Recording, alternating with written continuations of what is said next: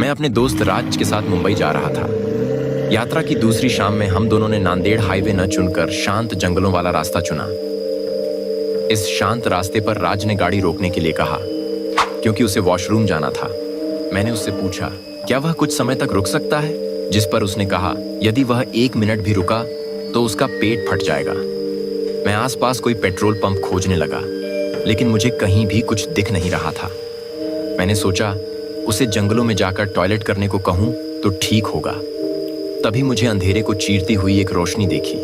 वह सुपरमार्केट था और जब तक मैं कार पार्क करता तब तक राज भागते हुए अंदर जा चुका था।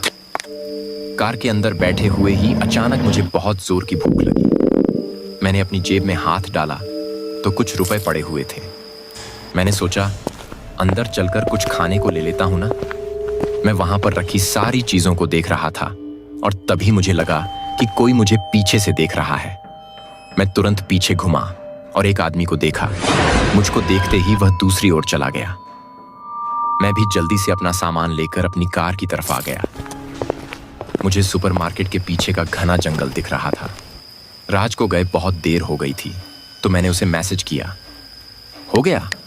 तो उसका रिप्लाई आया, बहुत कुछ हो गया। राज अक्सर ही ऐसे मजाक में जवाब देता था। मैंने अपनी खरीदे हुए चिप्स खाने शुरू कर दिए। तभी मुझे अंधेरे में एक आवाज सुनाई दी, जैसे मुझे कोई इशारे से बुला रहा हो। तभी पेड़ों के पीछे से एक आदमी निकला। यहाँ पर। उसके चेहरे पर धूल जमी हुई थी और उसकी आंखें शीशे जैसी थीं और हम दोनों एक दूसरे को एक लंबे समय तक देखते ही रहे। तभी वह बोला, इधर आओ, मुझे तुम्हें कुछ दिखाना है। मैं बहुत डर गया और तुरंत कार के अंदर बैठ गया और दरवाजा बंद कर दिया और राज को मैसेज किया कि वह जल्दी करे। बाहर एक डरावना आदमी खड़ा है। फिर भी राज का मिजाज शांत था। जैसे ही राज कार में बैठा, मैंने कार को तेज स्पीड में चलाना शुरू कर दिया। थोड़ी दूर आगे जाने के बाद जब मैंने कार के शीशे में देखा, मुझे पीछे 3 डरावने आदमी सुपरमार्केट को घेरे हुए पेड़ के पीछे से दिख रहे थे। मुझे यह कहने की जरूरत नहीं है, मुझे आभास नहीं है कि वहां क्या हो रहा था, लेकिन मुझे जानने में कोई रुचि नहीं है।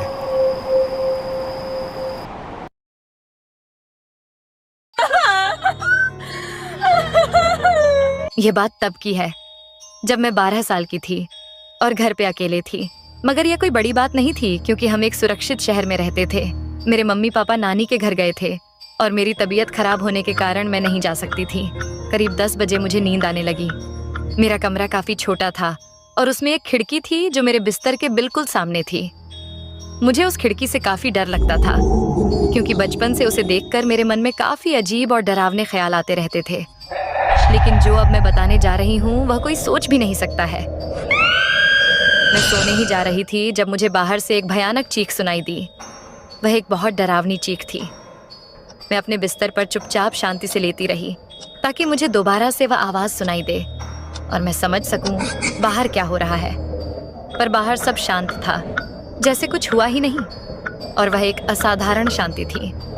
थोड़ा समय बिता और सब कुछ शांत ही था और मैं दोबारा सोने की कोशिश करने लगी। तकरीबन 1 घंटे के बाद मुझे दोबारा वैसे ही चीख सुनाई दी, पर इस बार वह चीख काफी ज्यादा करीब से सुनाई दी।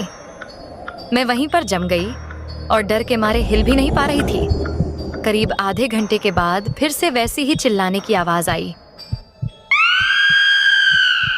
वह चीख एक चीख ही नहीं थी बल्कि एक बहुत डरावनी चीख थी। थोड़ी देर बाद मुझे बाहर कुछ दिखाई दिया। वहां एक बहुत पतली सी अजीब औरत खड़ी थी और पता नहीं क्यों वह बहुत खुश दिखाई दे रही थी। उसकी मुस्कुराहट भी बहुत अजीब और बिल्कुल डरावनी थी। जब मैंने उसे देखा तो मैं डर के मारे रोने लगी और वह और जोर से चिल्लाने लगी। मेरे डर की सारी सीमाएं पार हो चुकी थीं। मैं सारी रात रोती रही और वह औरत सारी रात वहीं चिल्लाती रही। और सुबह जब मेरे माता पिता आए तो मैंने उन्हें सारी बातें बताई। उन्होंने पुलिस को फोन किया और जब पुलिस घर पर आई और पूरी तलाशी की गई, तब पता चला कि सामने वाली खिड़की का शीशा टूटा पड़ा था। और सबसे डरावनी बात यह है कि वह शीशा किसी हथियार से नहीं बल्कि चिल्लाने से टूटा था। मेरा नाम करण है और मैं शिमला में रहता हूँ। यह घटना मेरे साथ 3 साल पहले हुई थी जब हमारी सर्दियों की छुट्टियां चल रही थीं और उस वक्त शिमला में बहुत सर्दियां पड़ रही थीं, इसलिए हम हमेशा हमारे घर को गर्म रखते थे। मेरे पिता हमेशा कहा करते थे, हम आग जलाने वाली लकड़ियों का ध्यान रखा करें कि वह कभी खत्म ना हो जाए। पर हम हमेशा आग जलाने के बाद गेम खेलने में बिजी हो जाते थे। ऐसे ही एक दिन सारी लकड़ियां खत्म हो गईं। इस बात से हमारे पिता काफी नाराज हुए और उन्होंने हमें सजा दी कि मैं और मेरी बड़ी बहन अभी रात में जाकर लकड़ियां ले आए। हमारे घर से सबसे पास की दुकान करीबन 2 किलोमीटर दूर थी। जब हम दुकान गए तो हमने देखा कि उस दुकान वाले का स्वभाव काफी ही अच्छा था। मैंने उस दुकान वाले से कहा कि मुझे 2 बैग भरकर लकड़ियां चाहिए। मेरी बात सुनकर दुकान वाले ने कहा कि तुम कुछ देर रुको, मैं तुम्हें लड़कियां काट कर देता हूं। तभी मेरी बहन ने कहा कि उसे वॉशरूम जाना है। उसने कहा कि मेरी बहन उसके पीछे चले, वह उसे वॉशरूम का रास्ता बता देगा, और मैं मोबाइल पर बैठकर गेम खेलने लगा। ना मेरी बहन लौट कर आई, न वह दुकान वाला। मैंने अपनी बहन को पुकारा, लेकिन उसने कोई जवाब नहीं दिया। तभी मेरे पापा का मैसेज आया, अगर हमने लकड़ियां ले ली हो तो हम तुरंत घर लौट आए, क्योंकि अभी टीवी पर न्यूज आ रही है कि एक सीरियल किलर हमारे एरिया के अंदर घूम रहा है, और वह आदमी बिल्कुल उस दुकान वाले जैसा ही लग रहा था। मेरी धड़कन बिल्कुल थम चुकी थी, लेकिन तभी वह आदमी लकड़ियों का बैग लेकर बाहर आ गया। वह मुस्कुरा रहा था। मुझे यह देखकर काफी अजीब महसूस हुआ।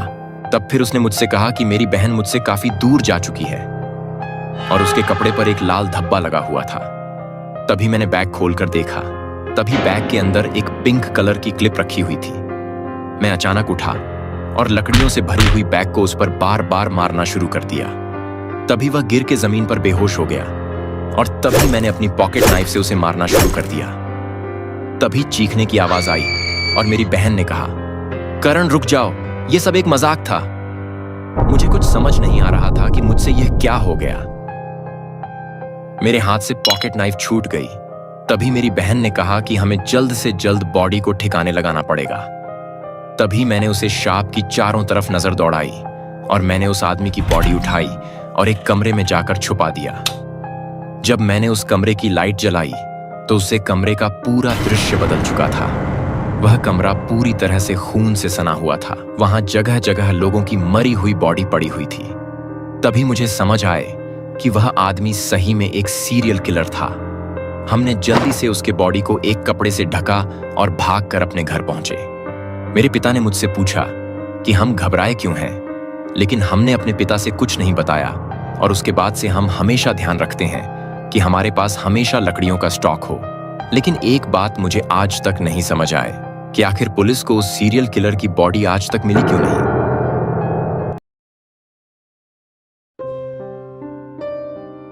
कुछ सालों पहले मैं मुंबई से ग्वालियर की ओर ड्राइविंग कर रहा था, मेरे भाई की मदद करने के लिए।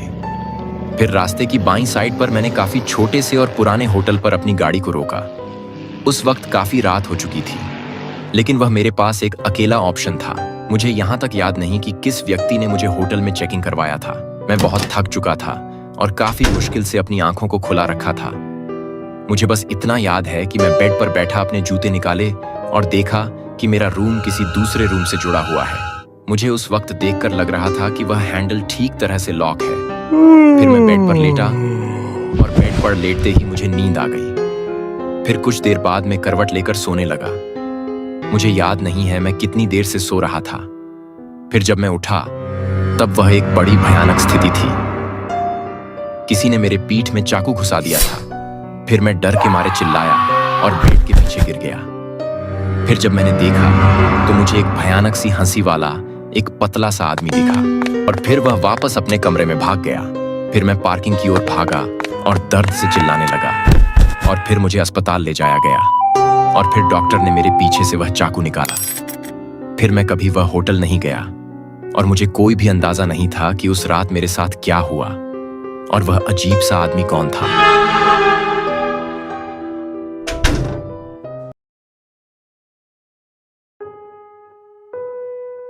यह बात अप्रैल 2007 की है और मेरा बर्थडे आने वाला था। मेरी दादी को छोड़कर सब मुझे क्या गिफ्ट देने वाले हैं ये मुझे पता था। मेरी दादी हमेशा से काफी अजीब थी और किसी से बात नहीं करती थी, पर उससे मुझे कोई खास दिक्कत नहीं थी। उन्होंने मुझसे कहा कि वह मुझे एक किताब देगी बस उन्होंने मुझे यह नहीं बताया कि वह कौन सी किताब होगी। जब मेरा बर्थडे आया तब मैं बहुत खुश था और सबके दिए गिफ्ट को खोल रहा था। जब मैंने अपनी दादी के दिए हुए गिफ्ट को खोला तब मैंने देखा कि उस किताब पर एक विचित्र सी आकृति बनी हुई थी और उस आकृति को देखकर मुझे चक्कर आने लगे और मैं बेहोश हो गया। जब मेरी आंख खुली तब मैंने देखा कि सब मुझे घेर कर खड़े हैं और मेरी मम्मी मेरी दादी को डांट रही है। और तभी मेरी दादी ने मेरी ओर काफी गुस्से से देखा। उसी रात जब मैं अपने कमरे में सो रहा था तब किसी ने मेरी छाती पर हाथ फेरा और मैंने देखा कि दरवाजे के पास एक काला साया खड़ा है। मुझे अच्छे से याद है कि मैं उस वक्त सपना नहीं देख रहा था। तभी वह काला साया अपनी लाल आंखों के साथ मेरी ओर बढ़ने लगा। तभी मुझे उसके काले दांत और सफेद आंखें दिखी और तभी मुझे समझ आया कि वह कोई और नहीं, मेरी दादी ही है। मैंने चिल्लाते हुए वहां से भागने की कोशिश की, लेकिन उन्होंने मेरा हाथ पकड़कर मुझे वापस खींच लिया। मुझे दिख रहा था कि उन्होंने अपने पिछली हाथ में कुछ पकड़ा हुआ है। मैंने तभी बगल वाली अलमारी से अपना एक खिलौना उठाकर उनकी तरफ फेंका और भागकर अपने माता पिता के कमरे में चला गया और मेरे माता पिता ने पुलिस को फोन किया। पुलिस आई और मेरी दादी को अरेस्ट करके ले जाने लगी। तभी मैंने देखा कि मेरी दादी के पिछले हाथ में एक बड़ा सा चाकू है। वह मुझे मार देना चाहती थी। आज भी मैं सोचता हूं कि अगर उस दिन वह खिलौना मेरे पास न होता तो आज मेरा क्या होता।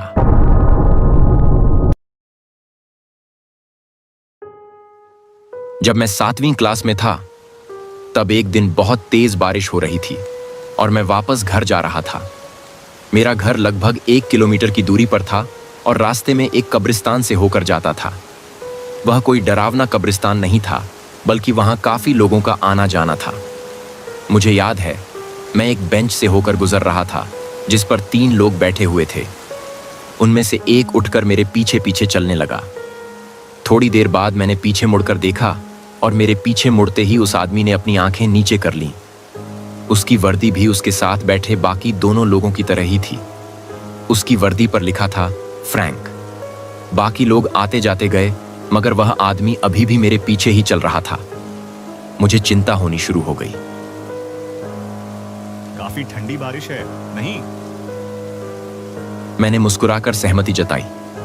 मैं अपने घर के करीब आ चुका था और बारिश और भी तेज हो चुकी थी, मगर वह आदमी अभी भी मेरे पीछे पीछे चल रहा था। मुझे बहुत डर लगने लगा, इसलिए मैं शुरू कर दिया। इस चीज से उस आदमी को बहुत गुस्सा आया और उसने अपने छाते को फेंककर मेरे पीछे दौड़ना शुरू कर दिया। मेरी पीछे देखने की हिम्मत भी नहीं हो रही थी, इसलिए मैंने दरवाजे पर पहुंचते ही सीधे चाबी निकाली और अंदर आ गया।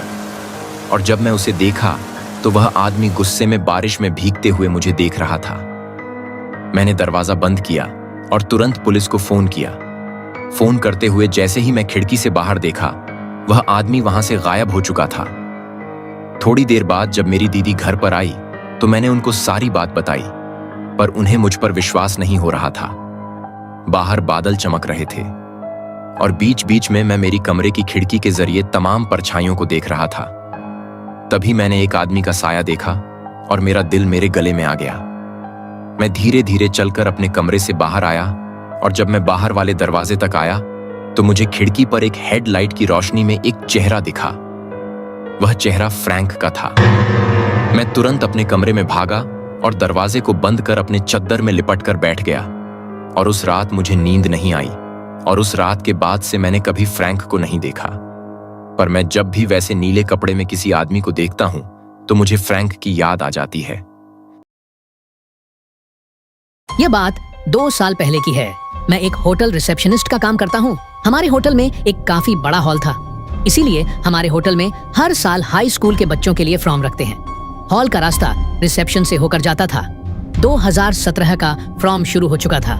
सारे टीचर और बच्चे अलग अलग गानों पर डांस कर रहे थे और तभी रिसेप्शन पर एक काफी लंबा और एजेड व्यक्ति आया। उसकी दाढ़ी नहीं थी और उसने अपनी लंबी बाल को पोनीटेल में बांधे रखा था। उसने काफी पुराना सूट पहना था। उसकी जूते काफी गंदे से और उसकी आंख काफी लाल और बड़ी थी। उसने मुझसे कहा कि मैं यहाँ फ्रॉम में जाने के लिए आया हूँ। पहले मुझे लगा कि वह नशे में है, पर उसकी आंखें काफी गंभीर थीं। मैंने उससे पूछा कि क्या वह स्कूल का टीचर है। उसने ना में उत्तर देते हुए कहा, मैं एक स्टूडेंट हूँ इस बार मुझे लगा कि वह मजाक कर रहा है। वह कम से कम 40 से 45 साल का लग रहा था और वह कह रहा था कि वह एक स्कूल का स्टूडेंट है। फिर मैंने उससे पूछा कि उसकी उम्र कितनी है। उसने सोचकर जवाब दिया कि मैं 17 साल का हूँ। नहीं, मैं 16 साल का हूँ। अब मैं पूरी तरह से समझ चुका था कि वह या तो नशे में है या तो पागल है। तभी मैंने उसे कहा कि माफ करना, पर आप मुझे 16 साल के नहीं लगते। इतना कहते ही उसने अपनी लाल आंखों से मुझे घूरना शुरू कर दिया। उसने मेरी बेंच पर हाथ मारते हुए कहा कि चलो एक गेम खेलते हैं। मेरी जेब में एक छोटी है। अगर मैं 16 साल का नहीं हुआ तो मैं अपनी एक उंगली काट दूंगा, और अगर मैं 16 साल का हुआ तो मैं तुम्हारी एक उंगली काट दूंगा। मैं हैरानी से वहीं खड़ा रहा। तभी वह आदमी रिसेप्शन से बाहर चला गया। मैंने यह पूरी बात अपने मालिक को बताई और उन्होंने कहा, अगली बार वह आदमी आए तो मुझे खबर करना। रात को जब मैं अपना काम खत्म करके बाहर निकल रहा था, तब मैंने अपनी कार पर देखा कि एक लिफाफा रखा हुआ है। उस पर अंग्रेजी में लिखा हुआ था, a deal is a deal. जब मैंने लिफाफा खोला तो मैंने देखा कि उसके अंदर एक कटी हुई उंगली थी, पर मैं यह दावे के साथ कह सकता हूँ कि वह उंगली उस व्यक्ति की नहीं थी, क्योंकि वह उंगली का रंग गोरा था और वह व्यक्ति भूरे रंग का था। मैंने उस आदमी को कभी दोबारा नहीं देखा, पर मैं आज भी सोचता हूँ कि वह आखिर फ्रॉम में जाना ही क्यों चाहता था।